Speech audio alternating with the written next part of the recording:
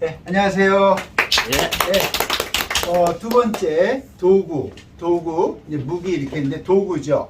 인간은 유일하게 동물 중에서 도구를 만들어내요. 그래서 도구를 만들어내는데 그거를 교식냐, 장인공자에서, 왜냐면은 어떤 자연의 현상을 보고 내가 도구를 만들어내서 사용하는 거잖아요. 우리도 지금 도구를 만들어내서 이렇게 촬영도 하잖아요. 그 다음에 인간만이 이걸 해요. 그 다음에 유튜브에 올려놓으면은 반복적으로 볼 수가 있는 거거든요. 예, 그러니까 인간만이 하는 행동인데 그 중에 이제 지금 현대사회의 도구고, 과거에는 전쟁도 많고 그러니까 창 같은 걸 만들어내는 거죠. 무기. 예, 무기를 만들어내는 거죠. 문명 중에. 그래서 이거를 창수라고 합니다. 근데 이 창수는 어떻게 됐는지 한번 보겠습니다. 요렇게 돼 있어요. 자, 그러면 요거 앞에서 글자가 요렇게 썼죠? 요거는 또우죠? 네, 제가 신체할 때 가르쳐 드렸죠? 또우는 오른손이죠? 또라는 거는 자주 사용한다. 그래서 손은 손가락이 5개인데 5개 그리면 힘들잖아요. 그러니까 3개만 그리고 팔뚝까지 길이죠. 그 다음에 또우자인데 위에 있는 거는, 손가락이 있는 거는 손톱조라고 그랬죠? 손톱조서 이렇게 그린다고 그랬죠? 우리가 근데 손톱이나 손이나 같이, 그러니까 지금 생각하는 손가락의 역할은 미용에 더 앞서 있어요. 그렇지만 지금 현대사회는 그렇지만 얼마 전까지만 해도 손가락은 무기가 될 수도 있다고요. 확 얼굴을 가리면은 무기가 되는 거죠, 이게. 그 다음에 손톱을 지금은 잘 깎자만 옛날에는 손톱을 깎을 도구가 없으면 기르죠. 기름은, 그래서 다큐 같은 거 보면은 저기 시베리아 쪽 이런 데서 보면은 이 손톱을 길러서 손톱 자체로 하는 거예요. 왜냐면은 손톱이 없으면은 더 불편하거든요. 그러니까 이제 이게 문화 시대에 따라서 변한 거예요. 그러니까 거기에다가 이거예요. 우리가 이렇게 쓰죠. 자, 이게 몽둥이에요. 손에다가 뭐를 들고 있어요. 자, 앞에 몽둥이 수라고 그랬어요. 그죠? 그러면 몽둥이는 어떤 거예요? 위에 거죠. 이렇게 찾아야 된다라는 뜻이에요, 제가. 몽둥이 수, 이걸 가르쳐 주셨으면, 손에 들고 있는 게 몽둥이에요. 몽둥이가 이거예요. 칼은 아니죠? 칼도자는 요렇게 씁니다. 요게 손잡이고 요게 칼날이에요. 앞에가. 그러니까 몽둥이를 들고 있어요. 몽둥이를 들고 어떻게 해요? 방어하는 데 쓰겠죠. 창이니까. 혹시 이제 얼마 전에 끝난 거란족인가요? 고려 거란전기에 보면은 그 청동 철기 부대를 오기만을 기다려요. 나머지 할 때 싸움하는 거 보면 전부 뭉둥이 갖고 막 하잖아요. 근데 철기 부대가 오면 어떻게 돼요? 완전히 이기죠. 칼 드는 사람이 이기지 몽둥이 드는 사람이 이기겠어요. 그래서 몽둥이 수. 자, 이게 이제 이렇게 변합니다. 이게 창수. 자, 창수, 몽둥이 수예요. 이게 장대로 사람을 밀어내는 것이다. 사람을 밀어냈나 봐요. 그죠? 그러니까 손에 뭐예요? 밀어내는 도구를 이렇게 그린 거죠. 뭐 이렇게 했겠죠. 그래서 이 장수야. 근데 요거만은 잘 안 씁니다, 글자를. 요 글자만 나와 있는 글자는 거의 보이실 일이 없어요. 그러니까 오래된 경전에서는 써요. 근데 그거는 고문자죠. 우리가 요즘은 거의 사용하지 않아서 보실 일이 별로 없어요. 창수는 요렇게 돼요. 창수는 앞에다 수레거를 더합니다. 아마 교재는 제가 3글자씩 편집을 하니까 들어갈 공간이 져서 창수는 많이 안 넣었어요. 그러니까 거의 지금 설명해 드리는 건 제가 다 보완을 해 드리는 거예요. 창수는 에다가 수레거를 여기다 더하는 거죠. 그러면은 수레끌 수죠. 그러면은 수레끌 수예요. 숫자면 수레를 끌어. 그러니까 수레예요. 수레를 끄는데 뭐요? 어떻게 해야 돼요? 몽둥이를 들고 끄는 건가? 그러니까 수레를 끌어요. 이게. 그러니까 하여튼 모르겠어요. 상상력을 발휘해야 됩니다. 전차병. 글쎄요. 난 모르겠어요. 그러니까 고대에는 어떻게 했는지, 수레를 끌기 위해서 몽둥이가 필요한 건지, 수레에다가 몽둥이를 실은 건지. 그죠? 길잡이 가는 게 몽둥이 역할인 것 같아요. 그렇죠. 뭘? 예. 그러니까 이게 문화적인 이해가 필요한 거예요. 그 시대에. 그 시대의 문화적 이해가 필요해야만 문자가 나오는 거잖아요. 예. 그러니까 문자라는 거는 그런 거를 갖고 있다라는 거를 이해하셔야 된다라는 뜻입니다. 자, 두 번째가 거기다가 뭐냐면은 하나를 더 더해요. 손수. 여기다가 술의 거를 앞에다가 한 다음에 손수를 더해죠. 그러면 두드린다라는 뜻이에요. 그러니까 복이야. 이건 설명드렸죠. 복이야. 칠복자잖아요. 칠복자인데 정치할 때 이 글자를 쓰지 않습니까? 네. 아, 잊어버리셨으면은 발을 정자. 하늘 아래 멈추는 거고 위에는 전복이고 손으로 치면 이렇게 합니다. 두드릴 복. 그러면 정치는 두들기면서 해요. 뭐 두들기기도 하겠지. 뭔가 임팩트를 줘야 된다라는 거겠죠. 그래서 이게 칠격자예요. 그러면 치는 거예요. 치는 거는 뭘로 쳐요? 이게 이제 이 자체가 몽둥이니까 이거를 몽둥이라는 창이라는 거를 갖다가 만든 거죠. 그러면 창을 휘두르는 거지. 그러면서 뭐를 더 하나 붙여요? 손수를 하나 더 붙인 거죠. 자, 손에다가 무기를 잡고 그 무기를 휘두르는 거죠. 그러니까 이거는 손이 또 휘두르는 거지만 손수가 들어가는 거죠. 그러니까 몽둥이가 있고 몽둥이를 또 잡고 휘두른다는 의미를 추가하는 거죠. 그래서 복야. 그래서 이렇게 합니다. 사실은 복야는 칠복자는 점친다는 뜻이거든요. 이게 전복자잖아요. 이게 전복자잖아요. 손으로 점을 치는 거거든요. 그러니까 어떤 단어가 나오면 그 단어에 따라서 의미가 확장이 되는 겁니다. 왜? 문화가 발달하니까 계속해서 그러니까 의미도 확장되고 문자도 만들어지는 거죠. 그러니까 요즘은 최애 그러잖아요. 요즘 언어 중에 최애 이런 거는 우리 때는 없었죠. 최고로 좋아한다는 뜻 문자가 만들어지는 거예요. 네, 그런데 최는 가장 최자. 네, 가장 최자에다가 사랑할 애자 쓰는 거죠.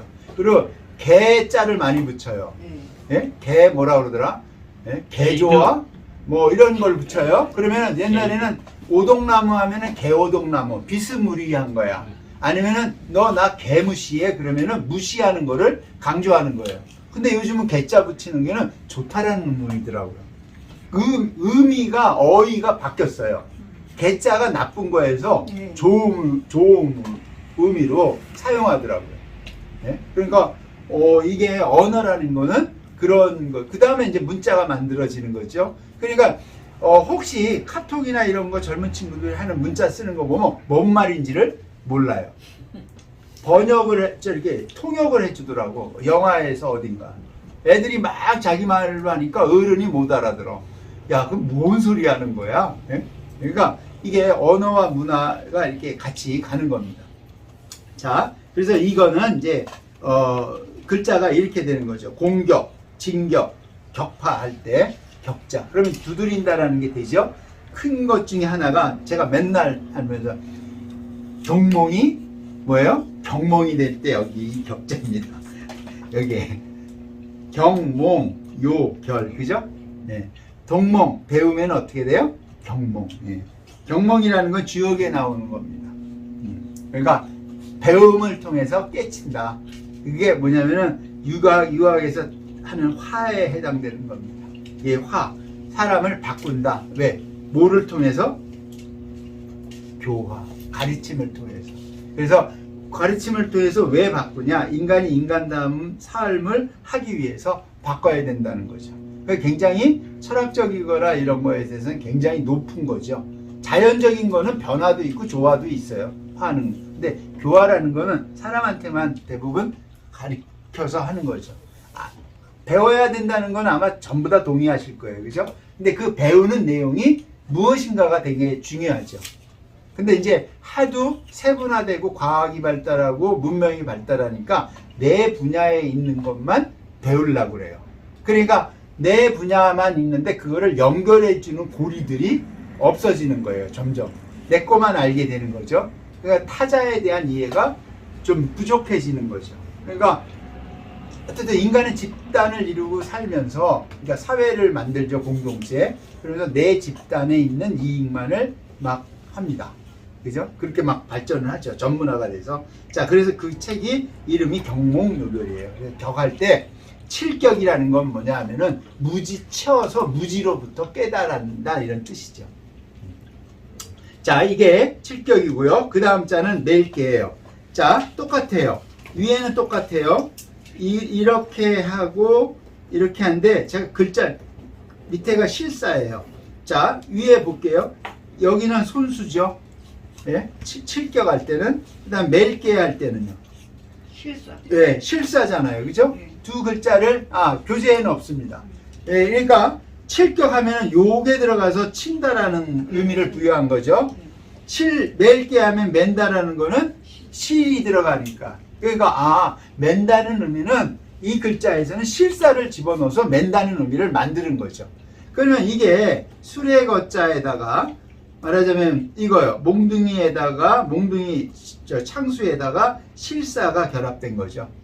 예. 이 수레거자도 옆으로 보면은 이렇게 쓰는 거거든. 수레. 여기서 나온 거거든. 넣으면은 수레 같지 않으세요? 앞바퀴, 뒷바퀴. 이걸 넣으면 수레예요, 이거는. 예. 그래서 끈으로 묶는 것이다. 연계. 이을연자니까. 예? 이을연자하고 끌연자하고는 다르죠. 예. 이으니까 뭐예요? 멜게. 매에서 이어서 간다는 거죠. 이 개자는 보통에는 많이 안 쓰고 저기에 많이 쓰죠. 대사전. 역경이라는 책에 10가지의 설명서가 있는데 그걸 시빅이라고 그래요. 시빅 중에 개사전이라는 그게 있어요. 그 개사전이 이제 공자가 쓰셨다고 보죠. 시빅을. 그러니까 역경이라는 책을 이은 거예요. 그러니까 뭐 누구는 마중물이라고 막 그렇게 이제 표현하는데 역경을 이해하고 공부하는데 뭐라 그래야 되나요? 해설서라고 그럴까? 네. 그걸 책을 읽어야 역경을 이해할 수 있죠. 역경이 너무 어려우니까 공자가 쓴 거예요. 그럴 때 이 개자를 씁니다. 개사, 그러니까 풀었다, 꺼서 풀어서 이었다. 네. 그래서 이 개자입니다. 자, 다음 글자는 이거예요. 돌반자예요. 자, 여기까지가 창수죠. 그죠? 창수에다가 뭐를 했어요? 배주자. 그러니까 배주를 더하여 피하는 것으로 배가 도는 모양이다. 배를 돌려면 어떻게 돌아요? 몽둥이로 이렇게 돌리잖아요. 지금은 다 나루토도 없어져서 이제 이게 볼 수가 없어요. 왜? 섬마다 이렇게 가까운 데는 나루토에서 끈으로도 하지만 이렇게 뭐예요? 나룻배 밀 때 이렇게 밀지 않아요? 예? 근데 요즘 그렇게 미는 거 없죠.